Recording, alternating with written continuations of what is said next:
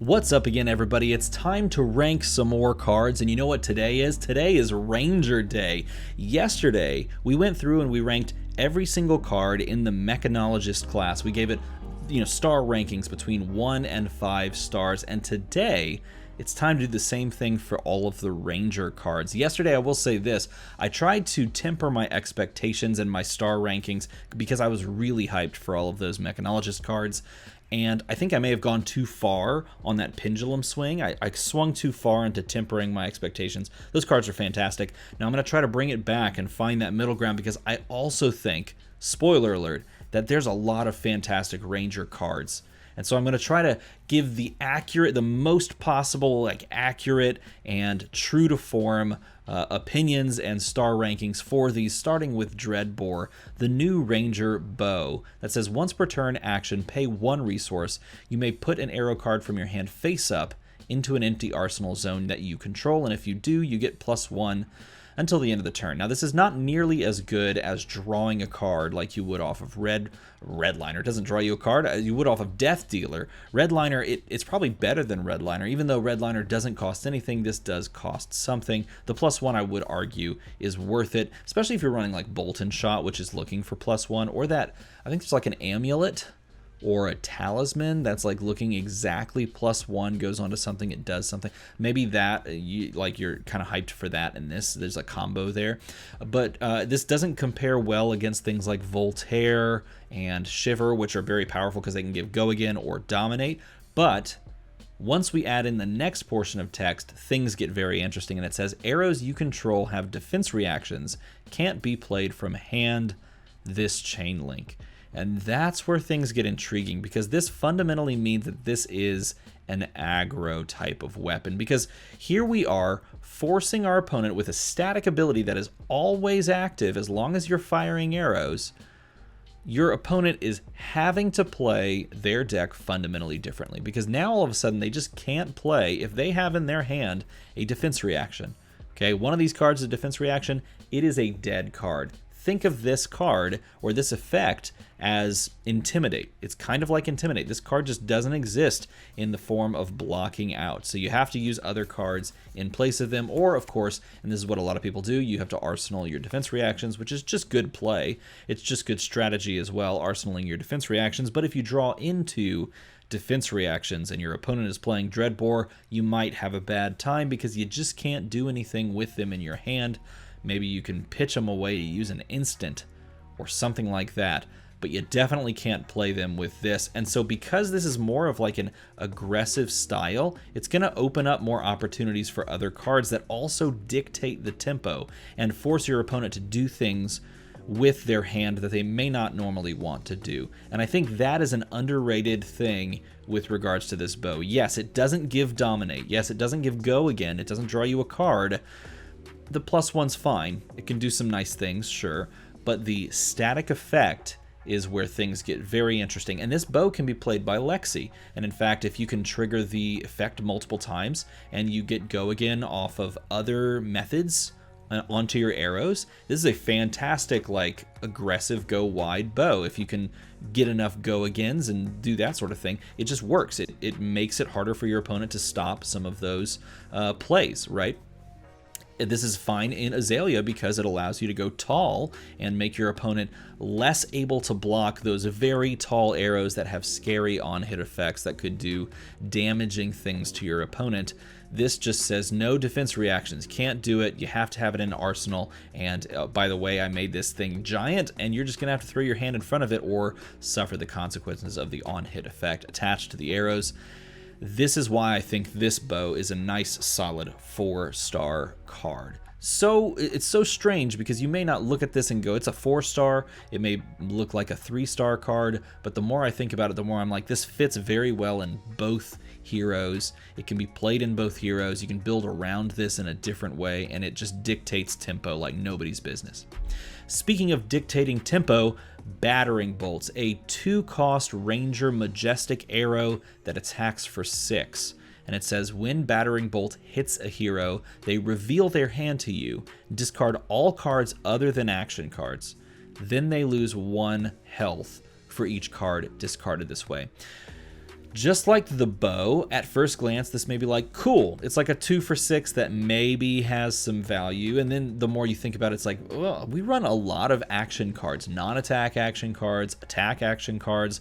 That's like gonna be most of your hand. I mean, there are some instances where you run instants, right? You may run some instants, great. And so then in that off chance, maybe I hit those, or maybe you play the instant early. But here's where things get very good, and again, why I talk about dictating tempo. If your opponent is playing some number of defense reactions, then you are telling your opponent that they either have to play those defense reactions onto this battering bolt, or if they allow the battering bolt to hit, those defense reactions get discarded and you lose health based on how many you had in your hand. And again, if you're combining this with something like a Dreadbore where they can't play defense reactions from hand, then you're really sticking them. But even if you're not, just on its own merits, if they are holding a defense reaction, you're telling them that they have to play it, even if it's not optimal. And that's where things get interesting in the game of Flesh and Blood, because if you're dictating to your opponent that you have to do something or else there's consequences, then you're putting the pressure on them to make the correct decision, even if it's not optimal.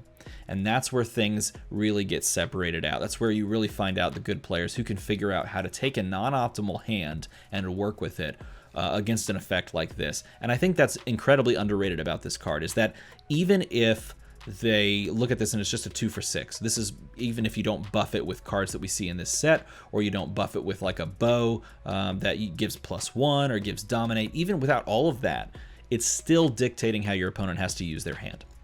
If it's just block out, great, they block it out. If it's block with something and then use like a defense reaction like extra block, they have to do it and you make it happen. And that's why I think this card is also a 4-star card. Tell me if I'm wrong in the comments below. If you think if you disagree with me, if you think I'm like way off on this one, let me know down there, because I would love to hear it. There were some great comments about some of the mech cards that I totally agree with, and I want to hear what you think about Battering Bolt. Tri-Shot. This card is very good. I think this is like a staple now in Ranger, just kind of straight up a staple. You do have to worry about ratios and stuff like that with regards to attacks, but we can talk about that later or in a different video. But Tri-Shot pitches blue. It's a majestic, it costs nothing, and it just allows you to activate target bow you control an additional 2 times on the turn. Go again. And this is fantastic on every bow, like, period. You can even run this with Redliner and you're like happy, because it allows you to just load 3 times for free and then just figure out how you're going to pay for all of the arrows if you're running anything that costs something on its own. You don't have to think about loading costs. It's great if you plan to try to cycle Death Dealer hits, and you load an arrow, you fire it, you can use the load effect again, drawing cards every single time. It's great on Shiver if you want to give multiple dominates, if you can get go again somehow, and it's fantastic if you just want to go again and again and again with Voltaire. This works on so many levels, and it's really great if you plan to use your bow multiple times. Now, of course, you're probably not using this in go tall strategies, but you definitely are in go wide strategies, and it always feeds like resources because it pitches blue, it blocks for 3. Like, there's no downside to this card. Like, there is none. I can't think of a downside. Maybe if you reveal it off the top and like Ravenous Rabble like gets -3, but then just don't put it into that deck. I don't know. This card's incredibly good. There's a lot of use case scenarios. There's a lot of decks that would want to put this in there, so I give this a 5-star. Next up is Rain Razors, and Rain Razors is one of these cards that I have on my very short list. I'll put it that way. I have this card on my very short list of fantastic cards. It is a Ranger instant that costs nothing to play. It pitches yellow, so still great on the pitch side of things. And again, because it's an instant, you can play it during the like reaction step, like as an attack reaction timing. You play it down there, give +2 to all arrows attacking this turn. This card is so good. I mean, obviously, it's way better in like go wide scenarios. Of course, it's like way better in go wide scenarios because it's giving +2 to anything that you attack with. You can still play it in go tall though, as basically a free attack reaction on top of whatever arrow you want to push through. But this card is so incredibly good, not only because you can just go wide with it and get super value. I mean, if you attack with 3 arrows on the turn that you play this, it's +6, and it's across 3 different attacks in really awkward breakpoints. And usually you're playing arrows that like have that 4 or 5 attack breakpoint, and then buffing a 5 attack arrow for 2 makes it into another terrible breakpoint for your opponent at 7. Now, of course, if you buff a 4 attack into 6, then it's still demanding that your opponent blocks with like 2 cards from hand. And so, all in all, this is an incredibly scary card for your opponent to try and play around, especially if you have multiple attacks on a turn. Incredible card, and one that you definitely want to play at the beginning of your turn if you plan to string some stuff together so you get max value out of it, and you play it in that reaction step. Again, the way that you do this is you attack with your your arrow that you want to start off with. Your opponent declares any cards that are blocking, and then you go to reactions, and then you play this as a reaction, or it's not a reaction, you play it at instant speed in the reaction phase. Your opponent can still do defense reaction things, of course. If you choose to pass, and you say, like, I'm not going to play this, and your opponent doesn't do a defense reaction, you can't play it anymore. So probably want to lead with it anyway, unless you really think like you're going to bait your opponent into playing a defense reaction that's unoptimal, and then you come in with the Rain Razors. Probably not that important. I think you just play this out there. This card's really, really good as well. I also think this is a 5-star card. That's like 2 5-star cards back to back. Is that wrong of me? Am I swinging the pendulum too far? Tell me in a comment below. I could be, but I think they're both 5-star cards, and I thought about this all day. Release the Tension is a 0-cost ranger action, only blocks for 2. It says your next arrow attack this turn gains +3, and the text, defense reactions can't be played from Arsenal this chain link. Now, Release the Tension is a funny play on Increase the Tension, and Increase the Tension is a card that had the ability to give +3 if it was red, like this one is, +3, and defense reactions can't be played from hand this chain link. Now we have a bow that stops them from playing defense reactions from your hand, and if you play this, they also can't play defense reactions from Arsenal. So basically, if you combine those 2 effects, defense reactions are shut off completely. Even if you don't, though, most people will Arsenal their defense reactions and kind of wait for that time to actually play them out. And in doing so, generally they'll do that against like a go tall strategy because they're waiting for you to actually play that big attack, right? And in doing so, you are opening yourself up to playing this card and making your attack push through. Now, I will say this, in my opinion, is not as strong as Increase the Tension, because I would say Increase the Tension affects 4 cards in hand, right? So like all the cards that are in their hand, if any of these cards is a defense reaction, it's affected by Increase the Tension, or by the bow, right? It's affected by Dreadbore, because all 4 of these cards, there's a chance that any of these are defense reactions, and all of a sudden they can't be played from hand. The only thing that's affected by Release the Tension is 1 card in Arsenal. Now, it is a chosen card placed there on purpose, and so it does have a higher likelihood than normal of being a defense reaction, yet I will say I would probably prefer the one that affects the hand, because there's more chance that your opponent's going to play it. Plus, I'm thinking like in Runeblade, you're oftentimes having like a 4-card hand. If you're playing the OTK strategy for like Viscerai, for example, you have a 4-card hand, and like there's a Reduced to Rune chant sitting in your hand waiting to be played, and so it is hit there by that. But on its own merit, I do think this is still a solid card, and one that you would definitely play into a go tall strategy, and for that reason I think it makes sense, and it's a solid 3-star. I also want to point this out. This 3-star card here, Release the Tension, look at the art. Look at the, like, this is totally not related to rankings or anything like that. Just look at the art for a second. Look at the bow, look at the arrow specifically, and look at the surrounding area. It's like a cliff looking down onto like a boat, and there's some water, kind of like a lake. And now compare the arrow and the surrounding area to Battering Bolt. Battering Bolt is the impact of Release the Tension, which is very interesting, because if you look at the background in Battering Bolt, you see there's these cliffs that are shooting up that are very blue and dark, and there are houses on stilts, as if you were designing like a city that is floating or that is sitting in a lake. And so I think that's a fun little connection there that this giant arrow is being fired from a giant ballista on top of a mountain top or a cliff side. Not related at all to the rankings, but there you go. There's a nice little connection with the art. Fatigue Shot, a 1-cost 5-attack arrow. So it's got that great hamstring shot stat line. And it says when Fatigue Shot hits a hero, the base attack of the first attack card that they play during their next turn is halved, rounded up. So if it has 5 base attack, it becomes 3 because you cut it to 2.5 and then you round up, right? Is this card good? In short, yes. Yes, it is good because it can make anything dealable, manageable. Dealable is not really a word. It can make anything manageable if this connects. And this is cheap too. It's a 1 for 5. And if you're running the yellow, it's a 1 for 4. And the 1 for 4 at yellow gives you the resource options. It gives you the ability to push damage at a weird breakpoint. Everyone knows 4 is a solid breakpoint because it's like hard to defend. 2 cards or like 1 card in an equipment. Even if they, and if they don't defend this out, then anything that they push is halved. So the biggest attack that they could possibly throw at you, like Pulverize, is now coming across for 7, which is far more comfortable. I'll just put it that way. It's far more comfortable to deal with than 14, which is crazy, okay?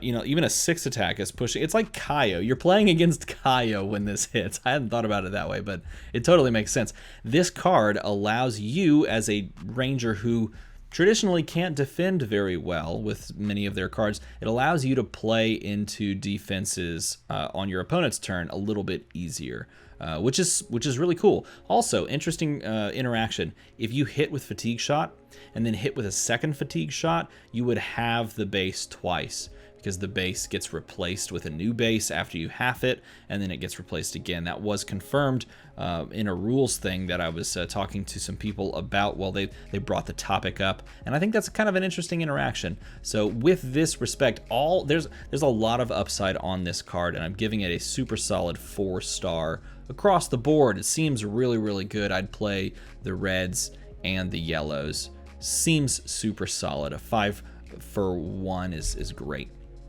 Timidity Point is also a 5 for 1 arrow.